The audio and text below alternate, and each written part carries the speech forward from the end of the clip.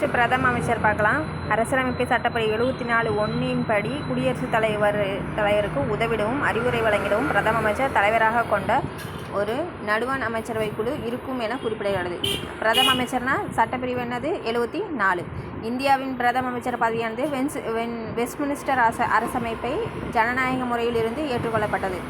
Westminster அரசமைப்பு எதுனா பிரதம அமைச்சரோடது. வெஸ்ட்மினிஸ்டர் என்னன்னா இங்கிலாந்து நாடாளுமன்றம் வெஸ்ட்மினிஸ்டர் அரண்மனையில் அமைந்துள்ளதால் அதை என்னென்னா வெஸ்ட்மினிஸ்டர் முறை என்று அழைக்கப்படுகிறது. மக்களவை பெரும்பான்மை கட்சி நம்மளுக்கு எல்லாத்துக்கும் தெரியும். பெரும்பான்மை கட்சி தான் என்னென்னா பெரும்பான்மை கட்சியின் தலைவரை தான் பிரதம அமைச்சராக குடியரசுத் தலைவர் நியமிப்பார். மற்ற அமைச்சர்கள் எல்லாத்தையும் என்னென்னா பிரதம அமைச்சரின் ஆலோசனைப்படி குடியரசுத் தலைவர் நியமிப்பார் அப்படின்னு நம்மளுக்கு எல்லாத்துக்கும் தெரியும்.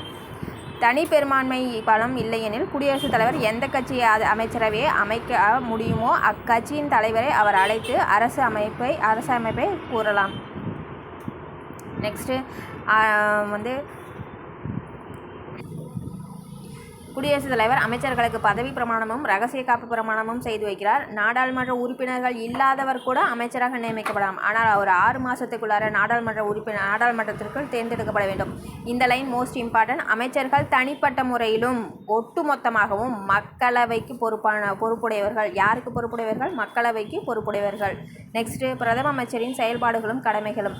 அரசியலமைப்பு சட்டப்பிரிவு 78 படி பிரதம அமைச்சரின் கடமைகளை பற்றி குறிப்பிடுகிறது. பிரதம அமைச்சரின் கடமைகள் என்னது? 78. பிரதம அமைச்சர் ஒரு நாட்டுக்கு தேவை அப்படிங்கிறது 77. பிரதம அமைச்சர்களின் நிலையை அறிந்து அவர்களின் அரசின் பல்வேறு துறைகளை ஒதுக்கி வைக்கிறார். இப்போ எக்ஸாம்பிள் என்னென்னா மோடி தான் மற்ற எல்லா அமைச்சருக்கும் என்னென்னா டிபார்ட்மெண்ட்டை பிரித்து தராரு. தான் தலைமை வகிக்கும் அமைச்சரவை கூட்டத்தின் தேதி நிகழ்ச்சி நிரல் குறித்து முடிவு செய்கிறார். எல்லாமே யார் முடிவு செய்கிறாங்க? பிரதம அமைச்சர் தான் முடிவு செய்கிறாங்க. கேபினெட் அமைச்சரவை கூட்டம் நடைபெறாத பொழுது பிரதம அமைச்சர் தனது மூத்த சகாக்கள் 2 அல்லது 3 இயல்பாக கலந்தோசிக்கலாம். இதுக்கு எக்ஸாம்பிள் என்ன சொல்லலாம்? இப்போ மோடி நிதியமைச்சர். இப்போ இதுக்கு எக்ஸாம்பிள் என்னென்னா மோடி நிதியமைச்சர், வெளியுறவுத்துறை அமைச்சர், அமித்ஷா இவங்களெல்லாம் என்னென்னா கூடயே வச்சுருக்காருல, அதுதான் இது எக்ஸாம்பிள். பிரதம அமைச்சர் பல்வேறு துறைகளின் பணிகளை மேற்பார்வையிடுகிறார். நடுவண் அரசின் விவகாரங்கள் மற்றும் சட்டத்திற்கு முன்மொழிகள் போன்ற அமைச்சரவைகள் அனைத்து முடிவுகளையும் குடியரசுத் தலைவருடன் விவாதிக்கிறார். பிரதம அமைச்சர் என்பவர் குடியரசுத் தலைவருக்கு அமைச்சரவைக்கும் இடையே பாலமாக இருக்கிறார்.